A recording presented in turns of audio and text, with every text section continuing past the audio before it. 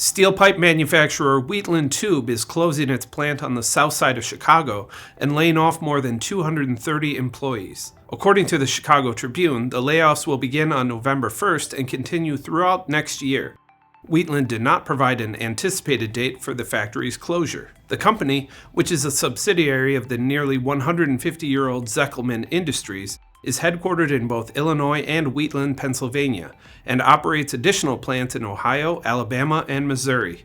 In a statement obtained by the Chicago Tribune, Wheatland said it has no plans to shutter any of its other factories. Zeckelman, which calls itself the largest independent steel tube and pipe manufacturer in North America, told the publication it blames the plant's closure in part on a large influx of steel imported from Mexico.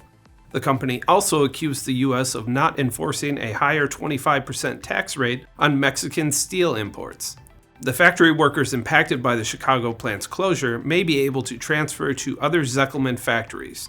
Jennifer Murphy, vice president of human resources at Zeckelman, told the publication that her company would offer, quote, broad transition support, including severance and outplacement services for any employees who won't be transferring. Wheatland Tube traces its beginnings back to 1877 when John Meneely, founder of its parent company, began selling pipe, valves, and fittings in Philadelphia.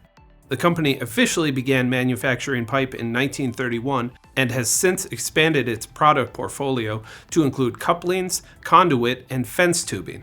I'm Ben Munson, and this is Manufacturing Now.